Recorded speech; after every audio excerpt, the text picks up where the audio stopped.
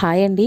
ఇవాళ మటన్ హలీం చేసి చూపించబోతున్నాను. చాలా తేలిక పద్ధతిలో ఈజీ వేలో చేసుకోవడం చూపించబోతున్నాను. రంజాన్ రాబోతోంది కదా, రంజాన్ స్పెషల్ అనమాట.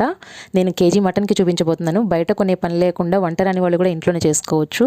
ఇక్కడ ఒక పావు కేజీ గోధుమ రవ్వ తీసుకోవాలండి. ఎర్ర గోధుమ రవ్వ అయినా పర్వాలేదు, నార్మల్ గోధుమ రవ్వ అయినా పర్వాలేదు. అందులో 2 స్పూన్ల పచ్చెనగపప్పు, 2 స్పూన్ల పెసరపప్పు, 2 స్పూన్ల కందిపప్పు, ఒక 10 స్పూన్లు మినపప్పు, సాయి మినపప్పు కానీ గుళ్ళు కానీ ఏమైనా తీసుకోవచ్చు. ఇక్కడ ఒక 20 జీడిపప్పు, 20 బాదం పప్పు తీసుకున్నాను. వీటిని చక్కగా శుభ్రంగా నీళ్లతో కడిగేసి ఒక 5-6 గంటలు అయితే ఖచ్చితంగా నానబెట్టాలండి. అప్పుడే ఇవి బాగా ఉడుకుతుంది. మనకి తక్కువ గ్యాస్ మంట మీదే తొందరగా ఉడకడానికి ఛాన్స్ ఉంటుంది. ఇప్పుడు నేను శుభ్రంగా కడిగేసి వాటర్ పోసి నానబెట్టేసి దీన్ని ఒక పక్కన పెట్టేసుకుంటాను 5-6 గంటలు. ఇప్పుడు వేరే బౌల్లో 1 కేజీ మటన్ తీసుకోవాలి. మటన్ కొవ్వు ఉంటేనే టేస్ట్ ఉంటుందండి దీనికి.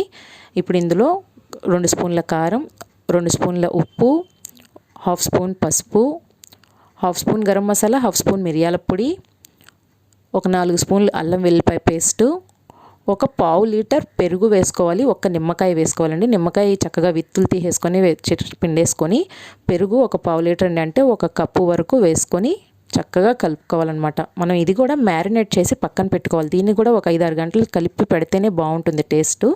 ఇదంతా కలిపేసుకొని దీన్ని ఫ్రిడ్జ్లో పెట్టుకోండి, బాగుంటుంది. మ్యారినేట్ చేసేసి నేను ఇప్పుడు దీన్ని ఫ్రిడ్జ్లో పెట్టేస్తాను.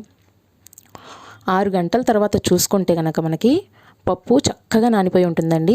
ఈ బాదం పప్పు ఉంది చూసారా, బాదం పప్పు మీద పొట్టు తీసేసుకుంటే మంచిది మనకి. ఈ విధంగా పొట్టు తీసేసుకోండి. అన్నీ ఉడికేటప్పుడు చాలా తొందరగా ఉడికిపోతుంది. మనకు మెదిపేటప్పుడు కూడా ఆ పొట్టు అనేది అడ్డం రాకుండా ఉంటుంది. ఇప్పుడు దీంట్లో చక్కగా 1 లీటర్ 1.5 లీటర్ వరకు వాటర్ పోసుకొని ఉడికించుకోవాలి. మీరు కావాలనుకుంటే కుక్కర్లో కూడా ఉడికించుకోవచ్చు, కానీ కుక్కర్లో ఉడికిస్తే మాడిపోయే ఛాన్స్ ఉంటుంది. ఇప్పుడు రుచికి సరిపడా సాల్ట్ కూడా వేసుకొని ఈ హలీంకి కావాల్సిన మిశ్రమాన్ని రెడీ చేసుకోవాలి. చూసారు కదా ఎంత మెత్తగా అయిపోయిందో. దీన్ని మనం మిక్సీలో మెత్తగా పేస్ట్ చేసుకుంటే బాగుంటుందన్నమాట. అసలు ఇందులోనే మెత్తగా ఉడికిపోతుంది, కానీ మిక్సీలో కూడా చల్లారిన తర్వాత పేస్ట్ చేసి పక్కన పెట్టేసుకోండి. ఇది చక్కగా ఉడికిపోయింది కదా. ఇప్పుడు మనం దీన్ని పక్కన పెట్టుకొని ఒక కుక్కర్లో ఒక 200 ml ఆయిల్ సగం, ఘీ సగం వేసుకోవాలి. చెక్క, లవంగ, యాలుక్కాయ ఇవి తోక మిరియాలండి. కబాబ్ చీనీ అంటారు. ఏ సూపర్ మార్కెట్లో అయినా దొరుకుతుంది. హలీంకి మెయిన్ ఇదే అనమాట, ఈ స్పైసే. యాలుక్కాయలు, చెక్క, లవంగ, మిరియాలు, షాజీరా ఇవి ఉంటే సరిపోతుంది. ఇవి చక్కగా నూనెలో వేసి వేయించేసుకోవాలి. మనకి ఆ మసాలా వేగిన స్మెల్ కమ్మగా వస్తుంది కదా, అది కమ్మగా వస్తుంది అన్నప్పుడు ఒక 1/4 కిలో ఉల్లిపాయలు ఈ విధంగా వేసి ఎర్రగా అయ్యే వరకు వేయించుకోవాలి. మరి ఈ బ్రౌన్ కలర్ అవసరం లేదండి. వేగిన తర్వాత మనం ముందుగా మ్యారినేట్ చేసి పక్కన పెట్టుకున్నాం కదా మటన్, ఆ మటన్ వేసేసి ఆ మసాలాలు, మన అన్ని పచ్చి మసాలాలు వేసాం కదా అందులో, ఆ పచ్చి వాసన పోయేంత వరకు వేయించుకోవాలి. ఆ పచ్చివాసన పోతే మనకి చూడండి ఇట్లాగా చక్కగా అందులోంచి ఆయిల్, వాటర్ అనేది రిలీజ్ అవుతూ ఉంటుంది. ఇంకా ఈ స్టేజ్లో మనం ఇందులో ఒక గుప్పెడు కొత్తిమీర, గుప్పెడు పుదీనా, ఒక 5-6 పచ్చిమిర్చి, కావాలనుకుంటే పచ్చిమిర్చి ఎక్కువ కూడా వేసుకోవచ్చు. కొత్తిమీర, పుదీనా ఎంత వేస్తే అంత టేస్ట్ బాగుంటుంది. ఈ విధంగా వేసుకొని ఇట్లా బాగా కలుపుకోవాలండి. ఇప్పుడు ఇందులో 1 లీటర్ వరకు వాటర్ పోసుకొని మనం దీన్ని ఉడికించుకోవాల్సి ఉంటుంది. ఇది కుక్కర్లో పెడితే కనుక హైలో పెట్టుకొని 2 విజిల్స్ వచ్చే వరకు ఉడికించుకోండి. తర్వాత సిమ్లో పెట్టేసి ఒక 20 నిమిషాలు చక్కగా ఉడికిస్తే మెత్తగా ఉడికిపోతుంది. చూసారు కదా, ఈ విధంగా ఉడికిపోయింది. పైన నూనె తేలింది కదండి. ఈ నూనె ఒక గిన్నెలోకి కొంత మీకు ఎంత కావాలనుకుంటే అంత తీసి పక్కన పెట్టుకుంటే తర్వాత గార్నిష్ చేసినప్పుడు పైన వేస్తే ఆ ఫ్లేవర్ బాగుంటుందన్నమాట. బయట అమ్మేవాళ్ళు అలాగే వేస్తారు. పక్కన పెట్టేసుకొని ఇప్పుడు మనం దీంట్లో చిన్న చిన్న దినుసులన్నీ నలిగిపోతాయి, కానీ అంత పెద్ద చెక్క ముక్క నలగదు కదా. కావాలనుకుంటే దాన్ని తీసి పక్కన పెట్టేసుకోండి. ఈ విధంగా చక్కగా మెదుపుకోవాలి. ఇది చల్లారిన తర్వాత వాటర్ మొత్తం తీసి మెదుపుకుంటే కనుక చక్కగా మెదుపుతుందండి. నేను వాటర్ తీసేసాను. ఇందులో ఇంకొంచెం కావాలి అనుకుంటే మనం ఫ్రెష్గా ఇక్కడ కొత్తిమీర, పుదీనా వేసుకోవచ్చు. ఎందుకంటే చెప్పాను కదా, ఉడికింటప్పుడు వేసే ఫ్లేవర్ వేరే ఉంటుంది, పచ్చిగా ఉన్నప్పుడు వేసే ఫ్లేవర్ వేరే ఉంటుంది.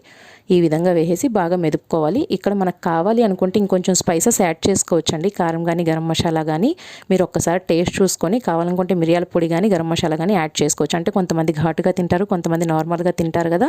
అది మన టేస్ట్ అకార్డింగ్ తగ్గించుకోవచ్చు, పెంచుకోవచ్చు. ఈ విధంగా చక్కగా మెదిపేసుకోవాలండి. మీరు మిక్సీలో పట్టి గ్రైండర్లో వేసేదానికన్నా ఇట్లా పప్పు గుత్తితో మెదిపితేనే ఆ టేస్ట్ బాగుంటుంది. ఈ విధంగా చక్కగా మెత్తగా మెదిపేసుకొని దాంట్లో మనం ముందుగా వాటర్ తీసి పక్కన పెట్టుకున్నాం కదా, మటన్ ఉడికించిన వాటర్, ఆ వాటర్ వేసేసి కలుపుకొని మనం గ్రైండ్ చేసుకున్న గోధుమ రవ్వ పేస్ట్ ఉంది కదా, పప్పులు గోధుమ రవ్వ, అది కూడా వేసుకొని ఇందులో వేసి బాగా తిప్పేసుకోవాలి. ఇక్కడ కొంచెం నెయ్యి యాడ్ చేసుకోండి. ఇక్కడ మెయిన్ థింగ్ ఏంటంటే ఈ ఉల్లిపాయలండి. ఈ ఉల్లిపాయలు దీనికి ఎక్స్ట్రా టేస్ట్ అనేది యాడ్ చేస్తుందన్నమాట. ఈ ఉల్లిపాయలు ఏం లేదు, నూనెలో ఎర్రగా అయ్యే వరకు వేయించేసి పక్కన పెట్టుకోవాలి. అవి మనం గార్నిషింగ్లో వేసుకోవచ్చు, ఇలా ఉడికేటప్పుడు కూడా వేసుకోవచ్చు. ఇదంతా వేసి బాగా తిప్పుకోవాలి. ఇక్కడ ఇందులో ఏ ఒక్కటి లేకపోయినా మీరు హలీం చేయటం ఆపాల్సిన అవసరం లేదండి. చక్కగా మనకున్న పదార్థాలతోనే చేసుకోవచ్చు. హలీం అనేది మంచి ప్రోటీన్ ఫుడ్. ఈ రంజాన్ నెలలో పొద్దున్నుంచి సాయంత్రం వరకు అందరూ బాగా ఆకలి అట్లాగా రోజా ఉంటారు, ఉపవాసం ఉంటారు కాబట్టి ఒక్కసారిగా నీరసపడిపోతారు కాబట్టి ఈ ప్రోటీన్ ఫుడ్ తింటే మంచిది అని చెప్పేసి ఈ విధంగా మన ఇంట్లో ఉన్న పప్పులు, మాంసం, రవ్వ అన్నీ వేసి ఈ విధంగా తయారు చేసింది ఈ డిష్ అనమాట. ఇప్పుడు మనం చక్కగా జీడిపప్పు నేతిలో వేయించేసి పక్కన పెట్టుకుంటే కనుక గార్నిషింగ్కి బాగుంటుంది. దాంట్లో టేస్ట్ కూడా చాలా బాగుంటుంది. ఈ నెయ్యిని మనం హలీంలో కలుపుకోవాలండి. హలీంకి నెయ్యి ఎంత ఉంటే అంత బాగుంటుంది. మన దగ్గర నెయ్యి లేకపోయినా ఆయిల్తో కూడా చేసుకోవచ్చు, ప్రాబ్లం ఏమీ లేదు. ఈ విధంగా చూసారు కదా, చక్కగా ఎంత మెత్తగా నోట్లో పెట్టుకుంటే అట్లా మెల్ట్ అయిపోతూ ఉంటుందండి. ఇప్పుడు ఇదంతా 1 కేజీ మటన్తో చేసుకున్నాం కదా, ఇదే కాస్ట్ మనం బయట కొంటే కనుక ఒక 10 బాక్సులు వస్తాయి. అదే మనం ఇంట్లో చేసుకుంటే కనుక ఒక 50 బాక్సులు వస్తాయి ఇదే కాస్ట్తో. తప్పకుండా ట్రై చేయండి. ఈ విధంగా ప్లేట్లోకి తీసుకొని పైన ఈ ఆయిల్తో చక్కగా గార్నిష్ చేసుకోండి. మనం తీసుకుని పక్కన పెట్టుకున్నాం కదా, ఆయిల్తో గార్నిష్ చేసుకొని దానిపైన మనం చక్కగా కాజు, కొత్తిమీర, ఫ్రైడ్ ఆనియన్స్ ఉన్నాయి కదా, అవన్నీ వేసుకొని గార్నిష్ చేసుకొని సర్వ్ చేసుకోవాలి. ఈ రంజాన్ నెలలో మీరందరూ తప్పకుండా ట్రై చేయండి. అందరూ చక్కగా ఉపవాసాలు ఉండండి, దేవుణ్ణి కోరుకోండి. అందరూ బాగుండాలి, అందులో మనం కూడా ఉండాలి. మీకు ఈ హలీం అనేది మటన్తోనే కాదండి, ఇంకా చాలా చికెన్తో కూడా చేస్తారు. చాలా రకాలుగా చేస్తారు. ఒక్కొక్క ప్రదేశంలో ఒక్కొక్కలా చేస్తారు. నేను అందరి ఇళ్లలో ఉండే పదార్థాలతో ఈజీగా చేసుకునే పద్ధతిని ఈ రంజాన్ నెలలో అందరూ ఇంట్లో చేసుకొని చక్కగా కడుపు నిండా తినే విధంగా చెప్పాను. మీకు నచ్చితే కనుక నాకు కింద కామెంట్ బాక్స్లో చేయండి. మీరైతే ఎలా చేస్తారో కూడా నాకు కింద కామెంట్ బాక్స్లో చెప్పండి. నా వీడియోస్ కనుక మీకు నచ్చితే లైక్ చేయండి, షేర్ చేయండి, నా ఛానల్ని సబ్స్క్రైబ్ చేసుకోండి ప్లీజ్ అండి.